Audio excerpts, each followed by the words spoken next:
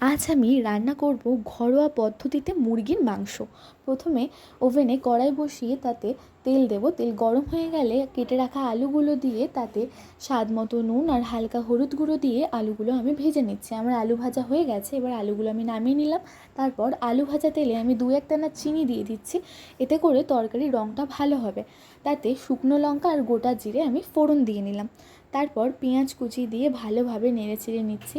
পেঁয়াজ কুচিটা লাল লাল হয়ে গেলে তাতে আমি আদা রসুন বাটা দিয়ে নিলাম। তারপর পেঁয়াজ বাটা দিয়ে ভালো করে মশলাটা নাড়িয়ে চাড়িয়ে নিয়ে তাতে স্বাদ মতো নুন আর হলুদ দিয়ে ভালোভাবে নাড়াচাড়া করে নিচ্ছি। ভালোভাবে যখন মশলা থেকে তেল তেল হালকা ছেড়ে যাবে তাতে লঙ্কার গুঁড়ো, হলুদ গুঁড়ো, জিরে গুঁড়ো, ধনে গুঁড়ো দিয়ে ভালোভাবে নাড়িয়ে চাড়িয়ে নিয়ে তাতে আমি টমেটো সস দিয়ে দিলাম। টমেটো সস দিয়ে মশলাটা খুব ভালো করে কষাবো। মশলায় তেল ছেড়ে গেলে তাতে মাংসগুলো দিয়ে নেব। তারপর হালকা নাড়াচাড়া করে তাতে ভেজে রাখা আলুগুলো দিয়ে খুব ভালো করে মশলাটা কষাবো। কষানোতেই মাংসের টেস্টটা ভালো হয়। তারপর ঢাকা দিয়ে 10 মিনিটের জন্য রেখে ঢাকনা খুলে ভালো করে নাড়িয়ে চাড়িয়ে নিয়ে তাতে আমি চিকেন মশলা দিয়ে নিচ্ছি। চিকেন মশলা দিয়ে আবার ভালো করে কষাচ্ছি।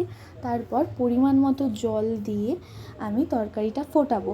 প্রায় 10 থেকে 15 মিনিট ফোটানোর পর যখন মাংসের আলুটা আর মাংসটা ভালোভাবে ধরে দেখবেন নরম হয়ে গেছে, আপনাদের গরম গরম চিকেনের ঝোল রেডি।